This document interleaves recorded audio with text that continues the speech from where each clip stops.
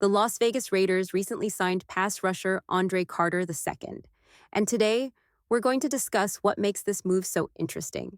Personally, I really like this addition, not because Carter is an immediate star, but because he's a low risk, high reward player. He's in his second year in the NFL, and while he's not a household name yet, he's shown enough to stay on the Minnesota Vikings practice squad for 2 consecutive seasons. For the Raiders, this signing brings in a player with potential who could develop into something special. Carter has the tools to succeed.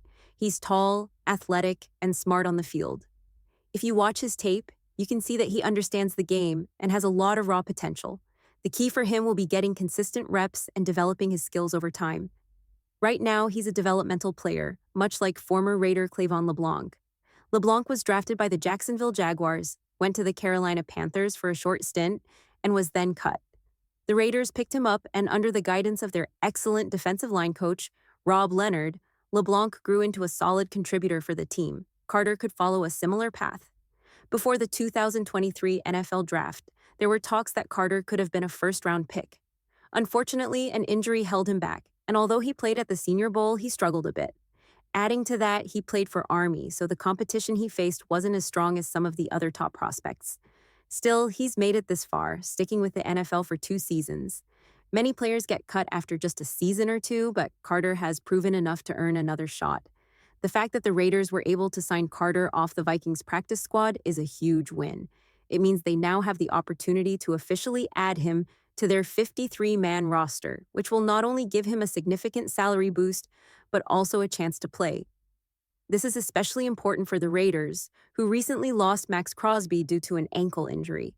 With Carter joining the team, he could be a valuable asset as the season progresses. Max Crosby recently posted a picture on Twitter, showing him sitting in a wheelchair after undergoing successful ankle surgery. While Crosby won't be back this season, the good news is that he should be ready to start training in about 6 weeks, preparing for next season. For the Raiders, this is a positive outcome, as they'll have him back and healthy for the next year. However, the Raiders faced another setback recently. Defensive lineman Jaius Robinson was suspended for 3 weeks by the NFL for violating the league's policy on performance-enhancing drugs, PEDs. So now, the Raiders are not only without Crosby, but also without Robinson, which leaves them short-handed in the defensive line. That's why the signing of Andre Carter is such a smart move. I really like this pickup. When you watch Carter's tape, you can clearly see the potential and upside he brings to the table. That's exactly what you want from a young player.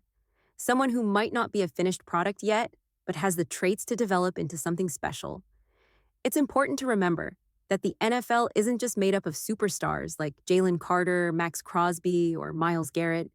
While those players are exceptional, the league is actually full of developmental talent, players who take a few years to figure things out. They might not be all-stars right away, but after a couple of seasons, they start to become key contributors on winning teams. Think about guys like Adam Butler or Jordan Morrell, or even John Simpson, who's having a breakout season with the Jets. These are players who took time to develop, and now they're thriving. This is why scouts pay so much attention to traits: arm length, wingspan, height, weight, and other physical attributes. It's all about potential. Just look at Max Crosby, whose pass rush technique was a major reason the Raiders drafted him. The result has been incredible. When the Raiders selected Andre Carter, they were looking at those same types of traits.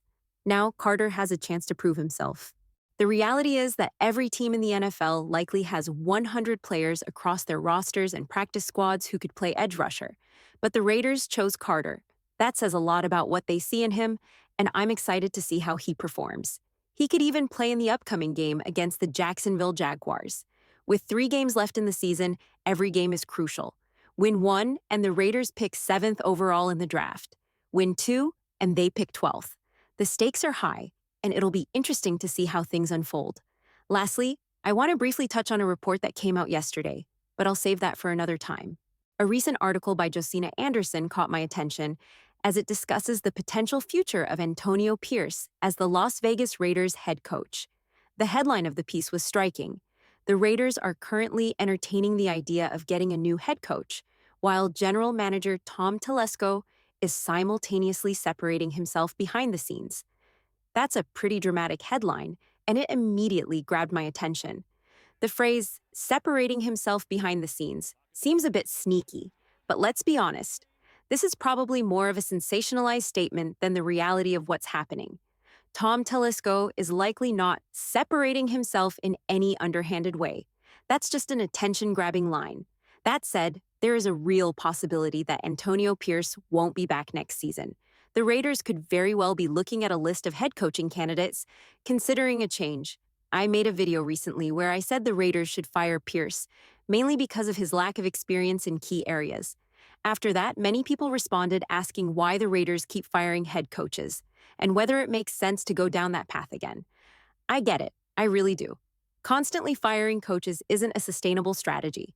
At some point, the team needs to commit to a coach and give them time to build. I completely agree with that point. However, one aspect I didn't emphasize enough in my previous video, and something that I want to clarify now, is that there are coaches who only become available once in a lifetime. Take Ben Johnson, for example.